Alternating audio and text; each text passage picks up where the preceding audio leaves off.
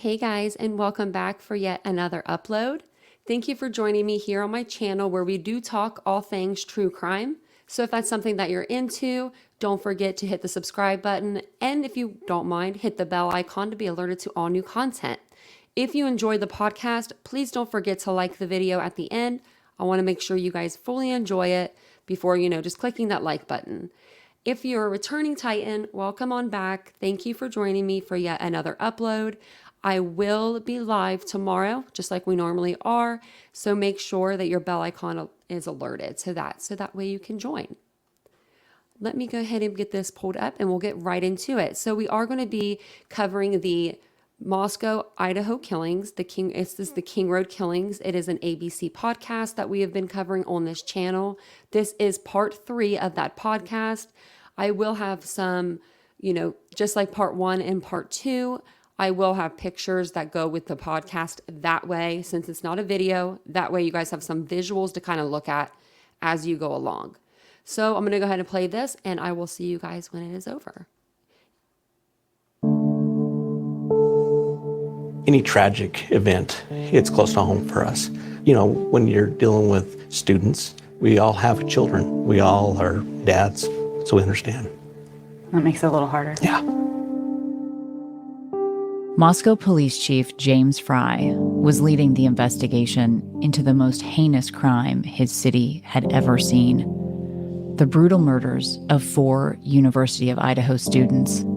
The pressure was on to find out who killed Kaylee Gonzalez, Madison Mogan, Xana Kernodle, and Ethan Chapin.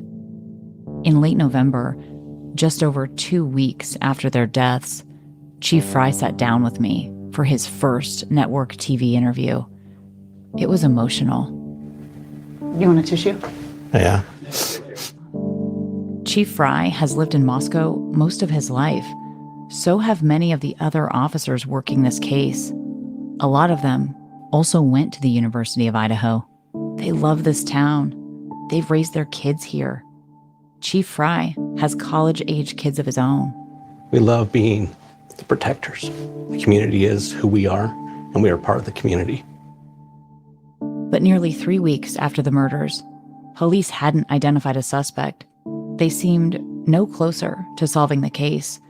Residents were on edge and impatient. As we mentioned in the last episode, some doubted the Moscow PD would be able to solve the case. It must be hard to feel so close to this and to also hear public criticism at the same time. Yeah, we understand. Everybody wants to know. Everybody wants answers, and we understand that. We want to give those answers as soon as we can. But there's some integrity that we have to withhold in this case. And that starts from the very onset of the case all the way through prosecution. We want to ensure that, and we owe that to our community. We're going to continue to provide safety for our community. We're going to continue to work hard on this case. We're not going to let our guard down. We're going to continue. We owe it to them. The Moscow Police Department is small, only 35 people. They're more accustomed to responding to reports of animals on the loose and stolen bikes. There hadn't been a homicide in Moscow in 7 years. And for the officers who first walked into that King Road house, it was horrific. These were the same officers who'd responded to noise complaints about the house.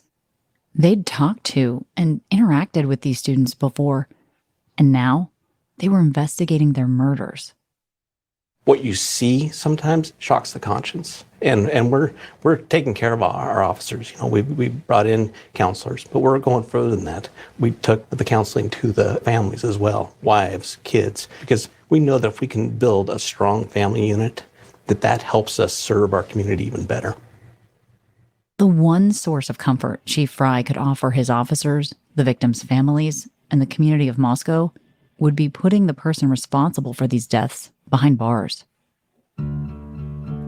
Could his small department, in the glare of the national spotlight, hunt down a killer? I'm Kana Whitworth, a correspondent with ABC News, and I've been covering this case since the day after the 4 students' bodies were discovered in the house on King Road. Today, we're turning our attention to the police investigation into the murders. As we mentioned in the last episode, We didn't hear a lot from Moscow PD in the early days of the investigation. And all that silence, it bred fear.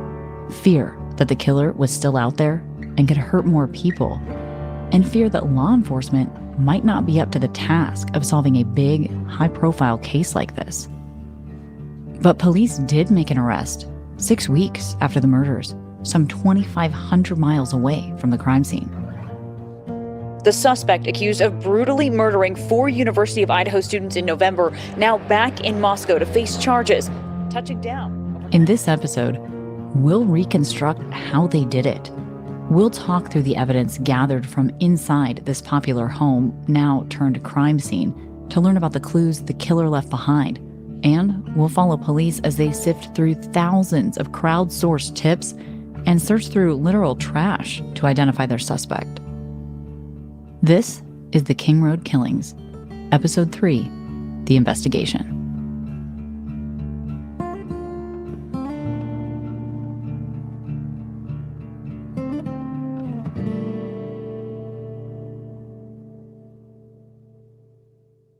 At 11:58 a.m. on November 13th, the Moscow Police Department received that mysterious 911 call that has yet to be made public. It was seeking help for an unconscious person at a house on King Road. But as soon as officers entered the house, it was clear they were dealing with something much more serious. They discovered 4 bodies, and the victims were far beyond saving. The mayor told me the officers carefully backed out of the house, closed the door, and applied for a warrant, allowing them to enter the home and begin processing it as a crime scene. Once Chief Fry learned the severity of the situation, he said he called Idaho State Police right away, followed by the FBI. Moscow PD would remain the lead on the investigation because the killings weren't a federal crime, but the bigger agencies would lend more investigative heft to the small department. The mayor told me that initially, Moscow PD had a hard time determining what might be evidence, what might be remnants of a struggle with a killer, and what was just an untidy college house. Over the next few weeks, authorities say they sent more than 100 items to the Idaho State Crime Lab for processing. Remember, this is a 6-bedroom house where 5 college kids lived. It's also a big party house where tons of people came and went. There were fingerprints and DNA everywhere. The amount of evidence to collect and items to process within the home was staggering.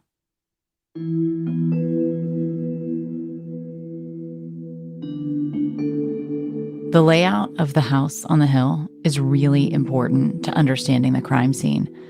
The 3-level home is incredibly exposed. There's no fencing. It's easy to see inside.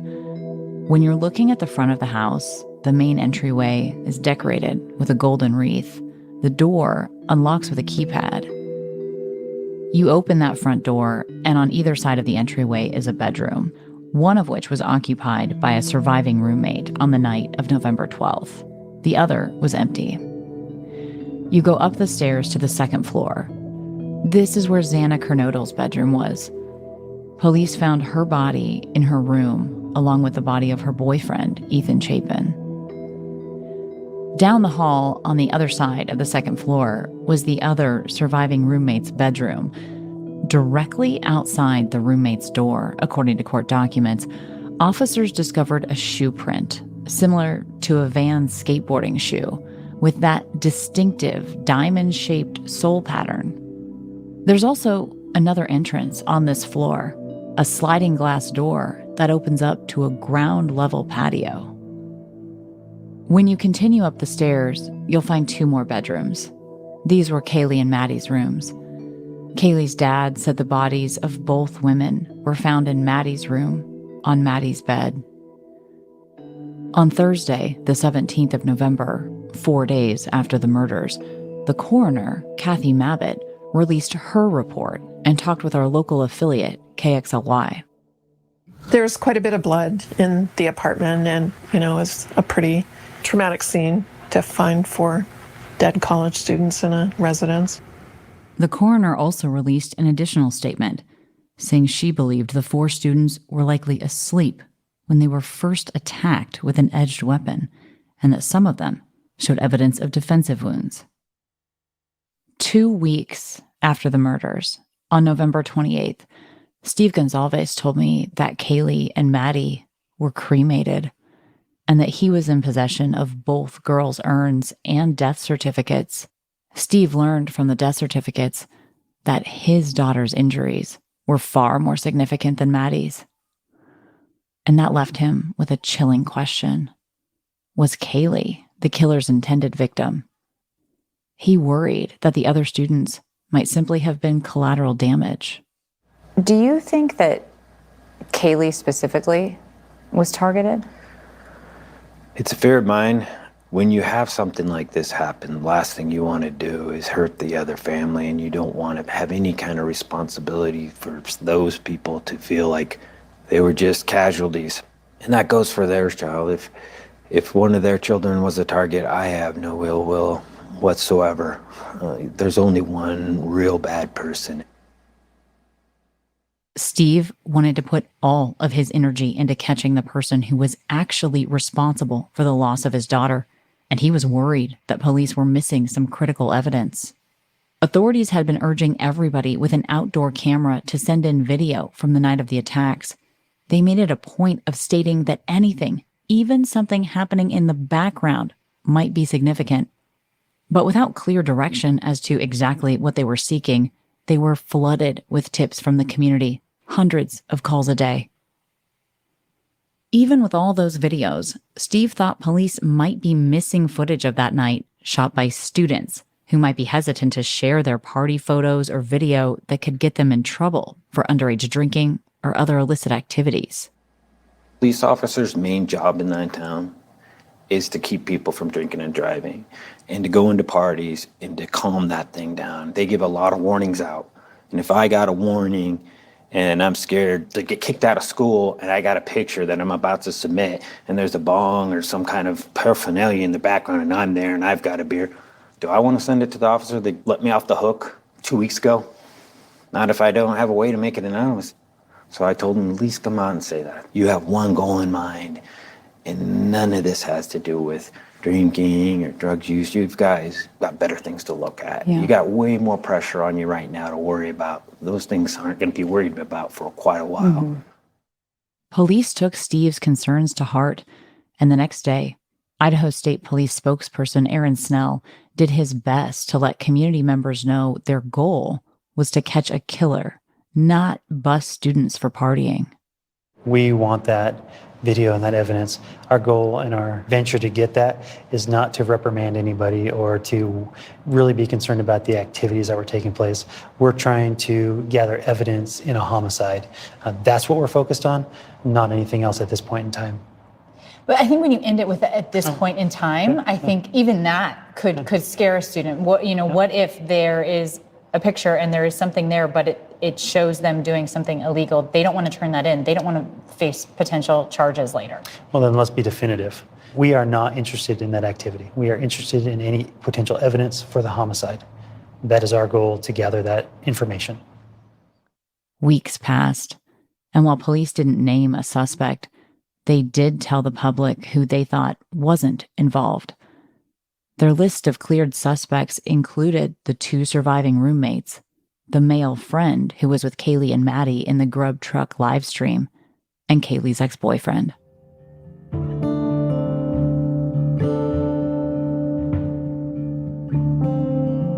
Fall turned to winter in Moscow, and the victims' families began their first holiday season without their loved ones. It wasn't until December 7th that they received some hopeful news from law enforcement.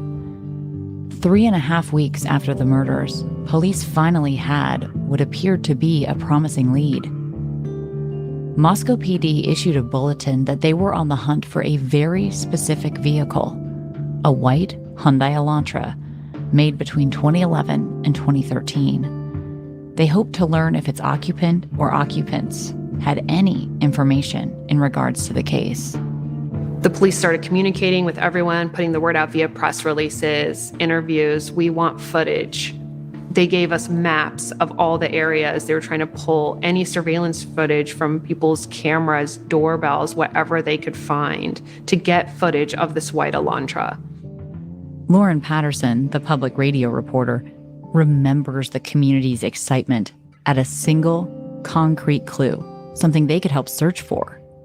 When we heard about the white car, I feel like a lot of locals really thought, okay, maybe we're getting somewhere with this. We had something to go on. There was a tip, there was something specific. However, the excitement over the lead was short-lived when citizens began to realize just how daunting a task it would be for police to sift through such a high volume of tips and surveillance footage. Katie, a close friend of the murder victims, recalls the frenzy. I mean, I'm like, I've seen a trillion white little cars. And I'm like, I don't know if I've ever seen a Elantra, I'm not sure. So I was like, I'm sure somebody knows. So I was like, just assuming it was going to be pretty quick after that. This new call to action for the community brought in yet another deluge of tips, so many that police had to redirect the tip line to the FBI Global Call Center. Idaho State Police were also visible on the ground in Moscow, supporting the investigation. But like Moscow PD, they didn't share much information. It wasn't until my producer Timmy got a parking ticket on campus and chatted up an officer that we finally got permission to do a ride-along.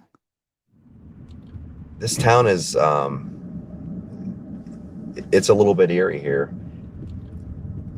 That's how we ended up driving through campus with Sergeant Kurt Sproat from Idaho State Police.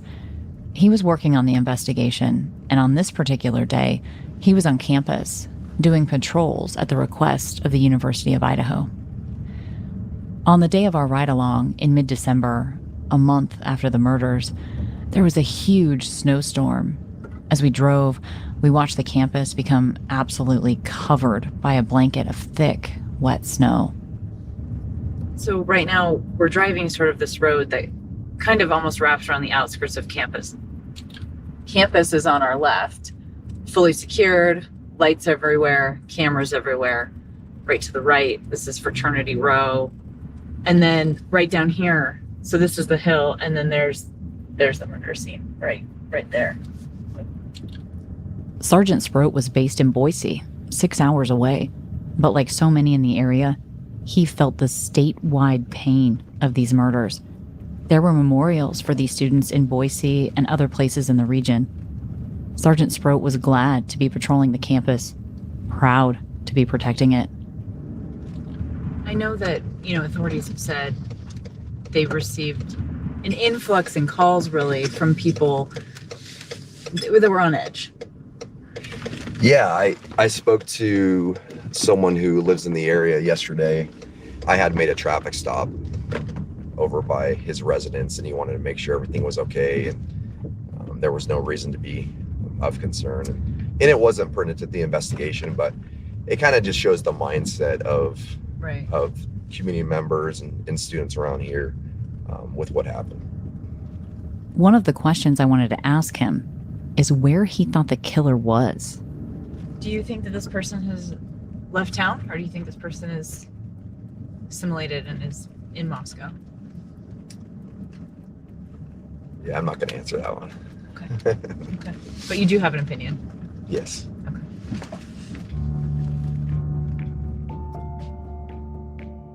He didn't want to say more on camera, so we spoke privately, and he told me now it's okay if I share this conversation. I asked him, with this huge head start, and given that we're only, a few hours from the border to Canada, did he think the suspect had made a run for it and could be anywhere? He looked at me right in my eyes and said, I think he's here. God is not on his side. We're gonna get him. That really stuck with me. Just this gut feeling he had. I kept it in the back of my mind as detectives kept working the case, and I kept working the story. I had no idea if the killer was in our midst or far away. It would turn out to be both.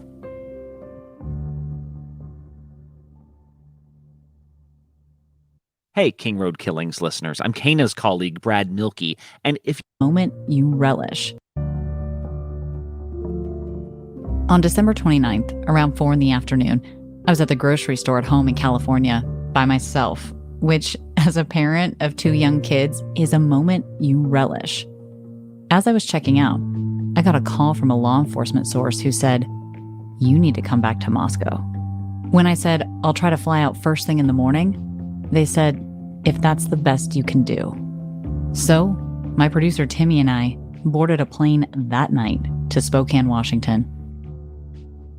When I let my source know, they said something like, "That's good. You'll be here in time." We got off the plane and started the 90-minute drive to Moscow. It was late and dark. We didn't really know why we were doing this. But then I heard from a source again, still vague, but they said, "Tomorrow is going to be a good day." I was racking my brain. What could be happening? At that point, every little trickle of information on this case felt so huge. You know, it could have been something kind of small, and it still would have gripped the nation. We didn't go to bed till around 7 a.m., and an hour or so later, the phone in my hotel room started ringing. ABC had a source in the FBI telling us an arrest had been made in the Poconos. The Poconos? Pennsylvania? What? It's 2,500 miles away from Moscow. What's the connection? And why would he single out this group of students? Later that morning, Chief Fry made an announcement. Last night, in conjunction with the Pennsylvania State Police, the Federal Bureau of Investigation, detectives arrested 28-year-old Brian Christopher Kohlberger in Albrightsville, Pennsylvania, on a warrant for murders of Ethan, Zana, Madison, and Kaylee. Finally, after 47 days of Moscow holding its breath, police had a suspect in custody. Nearly 7 weeks after the stabbing deaths of 4 college students in Idaho, a break in the case that has gripped this nation. Police arresting a suspect, PhD student Brian Kohlberger. In a chilling twist, police say the alleged killer studies criminology at Washington State University. In Pullman, his apartment just over the state border, 15 minutes away from the crime scene. Moscow PD didn't share any further details, but they were very clear that Brian Kohlberger was their only suspect. My producer Timmy and I spent the next 2 days reporting in Moscow, trying to find any connection between the suspect and the victims. Then, on New Year's Eve, we got ready to fly to Philadelphia and drove to Stroudsburg, Pennsylvania, near where the suspect was arrested at his family's home. Kohlberger was already being held at the Monroe County Correctional Facility. We started to see his mugshot in the press. The public was starting to put a face to the suspect authorities had been searching for. Could this be the man at the center of the story that had gripped the nation?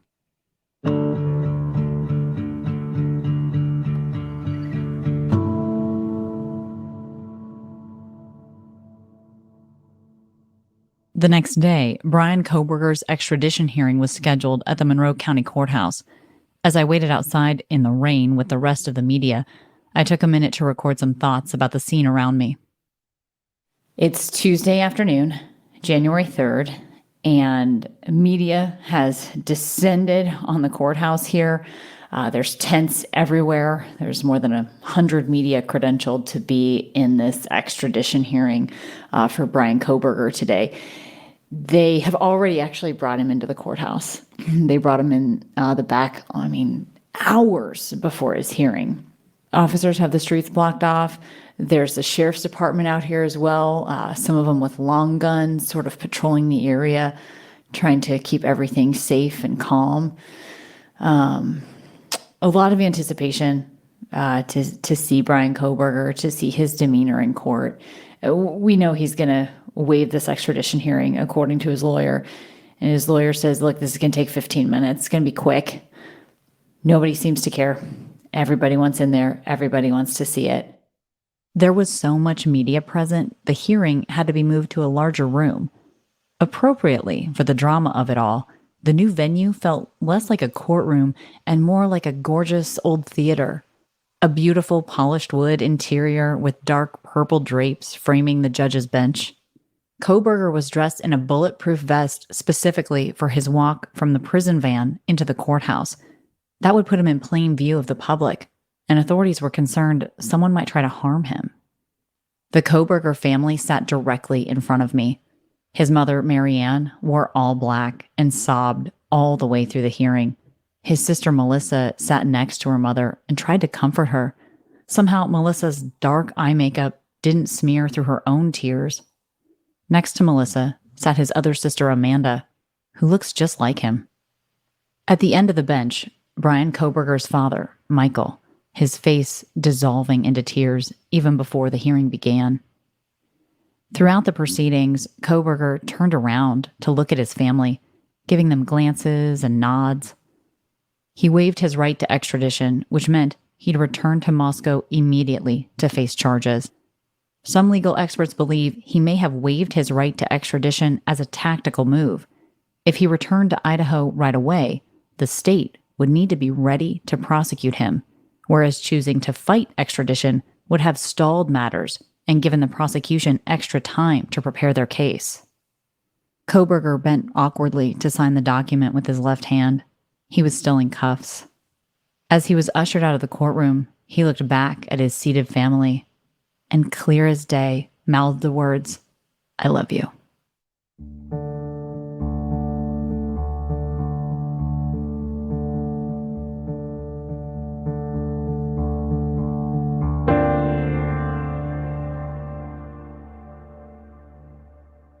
Kohberger left for Moscow the morning of January 4th on a plane so small it had to stop partway across the country to refuel. When he landed at the Pullman Moscow airport, there was a crowd gathered. The community wanted to see the man arrested for the killings. All the media was there. Again, Timmy and I had flown through the night to be in place. Our cameras ready. This morning, Brian Kohberger, the suspect accused of brutally murdering 4 University of Idaho students in November, now back in Moscow to face charges, touching down overnight. On January 5th, Kohberger was set to appear in Latah County Court to officially receive the charges against him. This is a small courthouse in a small town, unaccustomed to dealing with this level of attention from the press. As we made our way into the courtroom, all the national media, all the local media, newspapers, radio, and the general public, everybody was talking and chatting in this narrow corridor. We were all crammed together, and it was really loud. And then, all of a sudden, the probable cause affidavit that lays out the case against Brian Kohberger was posted on the court's website. You have never seen a group of media turn silent faster. Everybody pulled out their phones, racing through the document. The site crashed multiple times. Timmy and I were trying to open it on our computers. I was taking screen grabs of the affidavit on my phone to read it offline. Eventually, everyone from the press just sat down on the floor like they were cramming for a final exam. We didn't know how much time we would have to read it. We were going to be called into the courtroom at any second, and we would have to leave our computers and phones behind. I remember hearing people's audible gasps as they read the document. A typical probable cause affidavit is pretty short, just a few pages. This document was 19 pages long. It contained information from the 2 surviving roommates, details about the evidence gathered in the King Road house, and Brian Kohberger's alleged whereabouts in the early morning hours of November 13th. I didn't make it through all 19 pages before I had to go into court, but I immediately honed in on one part in particular, that one of the surviving roommates allegedly saw a figure inside the home the night of the murders. The affidavit goes through the alleged timeline the night of the murders. We've told you some of this timeline already, how one of the surviving roommates told authorities she was woken up around 4 a.m. by what she thought was Kaylee playing with her dog. She heard a voice saying what sounded like, "There's someone here," but she couldn't quite tell who was speaking. According to the affidavit, that same roommate then opened the door to her second-floor bedroom to investigate, but didn't see anything. She opened her door again after she heard what sounded like crying coming from Xana's room, followed by a male voice saying, "It's okay. I'm going to help you." She opened her door a final time and froze in shock when she saw a male figure dressed in black, wearing a mask covering his nose and mouth. As he began walking towards her, one set of features in particular leapt out at her: his bushy eyebrows. She stood in her doorway, unable to move, and watched the figure walk toward the sliding glass door leading outside to the back patio. When finally she could move again, she shut her bedroom door and locked herself in.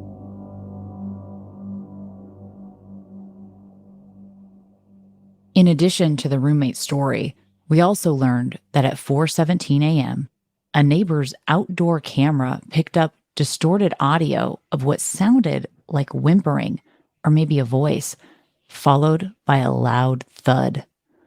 I was later told by a source that police believe these were the sounds of Kaylee fighting her attacker.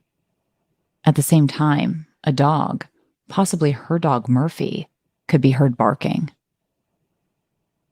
But perhaps the biggest bombshell we learned in the affidavit is that law enforcement was able to collect DNA from the scene of the crime that they believe belongs to the killer.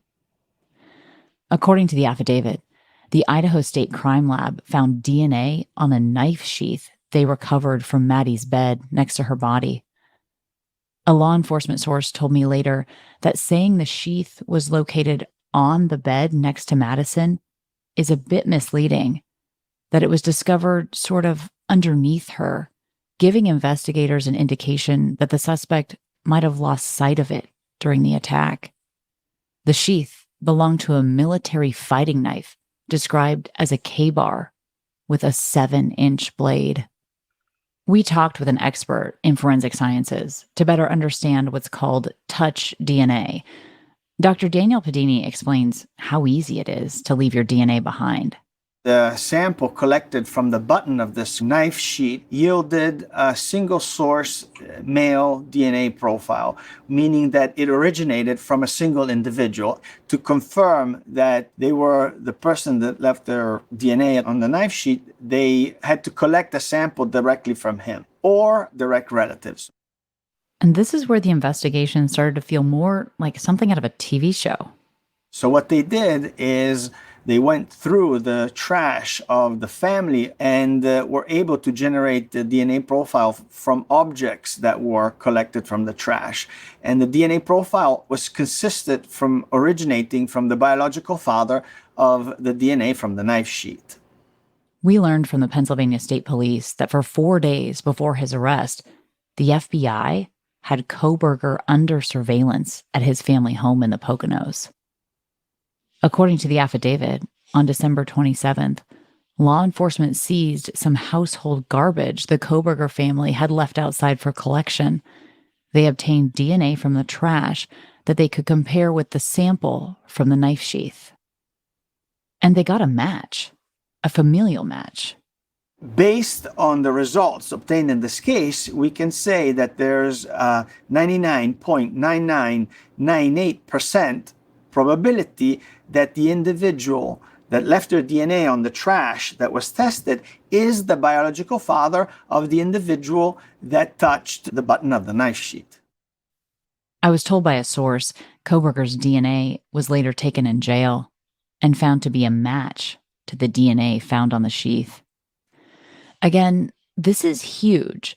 It means DNA experts were able to show with a really high level of certainty that at some point, Brian Kohberger came into contact with the knife sheath left at the crime scene. The other big piece of evidence disclosed in the affidavit, the cell phone pings from Koberger's phone in the early morning hours of November 13th, before and after the murders took place. Authorities say they matched the location of Koberger's cell phone to the places where a white Elantra was caught on camera, including the King Road neighborhood. According to the affidavit, Koberger drove a white 2015 Hyundai Elantra. On one of our visits to Moscow, my producer Timmy and I retraced the 10-mile route law enforcement says Koberger's phone traveled from Pullman, Washington, where he lived, to King Road, and the longer, out-of-the-way route they say he took back. So if this is the route, he would have driven directly past 2 cell towers. At 2:42 a.m. on November 13th, the night of the murders, authorities say Koberger's phone pinged off a cell tower in Pullman near his residence. 5 minutes later, at 2:47, the phone pinged off a different tower. It was now traveling south, headed out of town. We're at an intersection and you see the signs, Moscow one way, Pullman the other. There's another cell tower right there. Cell phones rely on these towers for service and leave behind a data trail of where the phone has connected. A connection with a tower is referred to as a ping. The cell phone data doesn't pinpoint the exact location of a phone, but can give a rough idea of the area where the phone has been. A cell tower's range can be anywhere from under a mile in densely populated areas to about 25 miles in rural sprawls. According to the affidavit, while Koberger's phone was on its way out of Pullman at 2:47 a.m., the phone stopped reporting to the network, indicating it was either turned off or put on airplane mode.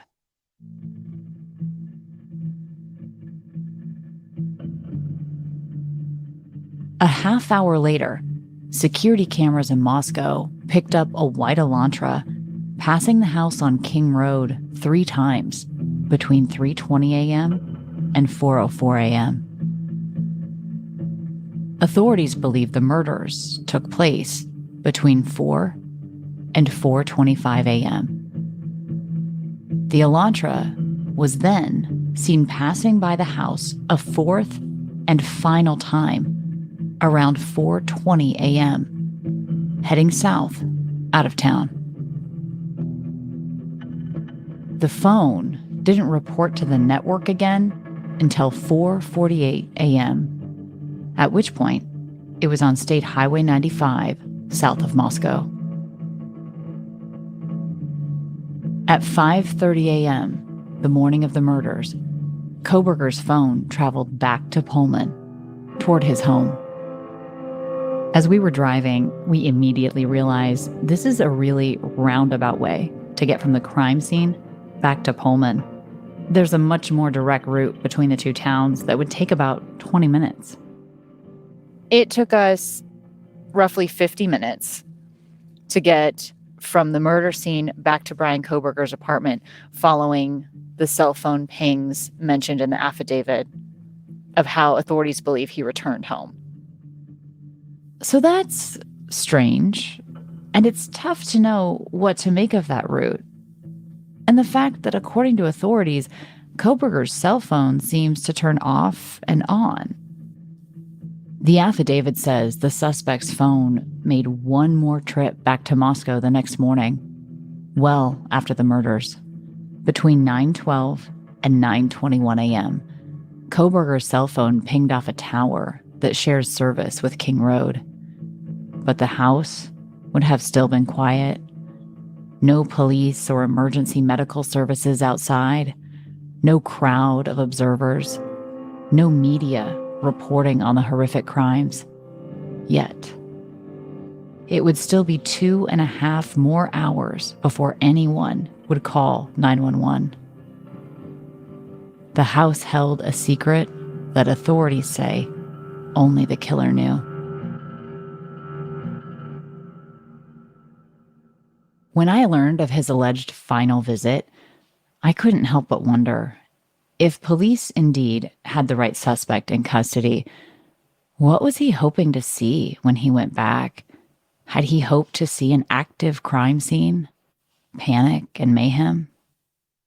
At the start of this investigation, the lack of information shared by Moscow PD was confusing, leading the community to wonder if detectives were in over their heads.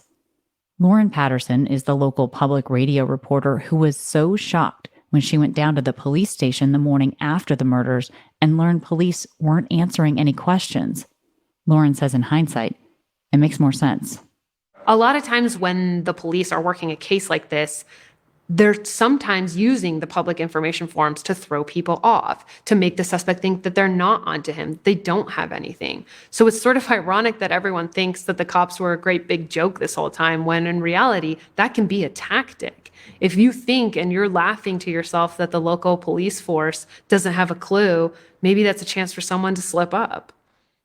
Looking back, what we were interpreting as struggling now looks more like a calculated strategy. Knowing what I know now, it's more understandable why Moscow PD was so tight-lipped as they conducted their search. It turns out, police believe they had a lot of information, all recounted in that affidavit. The touch DNA taken from the scene, the white Elantra caught on camera near the house the night of the murders, and the whereabouts of the suspect's cell phone before and after the murders took place. In talking with people in Moscow, I could tell right away they were breathing a collective sigh of relief, knowing there had been an arrest, especially the families of the victims, like Steve Gonzalez, who never stopped working to keep the case in the headlines. It felt like a cloud was lifted off of us. It definitely provided relief and comfort to know that things were progressing. But then, of course, Brian Kohberger's arrest raised all kinds of different questions. Questions like, did he know the victims? And if he is the killer, why did he target these 4 college students? The day of the arrest, Bill Thompson, the prosecuting attorney, said there was still a great deal left to learn about Kohberger. And now it was his turn to ask for the community's help. This is not the end of this investigation. In fact, this is a new beginning. Y'all now know the name of the person who has been charged with these offenses. Please get that information out there. Please ask the public, anyone who knows about this individual, to come forward, call the tip line, report anything you know about him to help the investigators and eventually our office and the court system understand fully everything there is to know about not only the individual, but what happened and why. In our next episode, we'll learn about the man police believe is the killer and hear from people who knew him. One of the last things he said to me is, "I love you guys," meaning our friend group, "and I will always love you guys even if we stop talking one day." So at the time, it was really endearing. Now it's kind of creepy. The King Road Killings is a production of ABC Audio. If you value this reporting, please share it with others and give us a review on Apple Podcasts. This podcast was written by Timmy Trong, Meg Fierro, Vika Aronson, and me, Kana Whitworth. Our supervising producer is Sasha Aslanian. Why?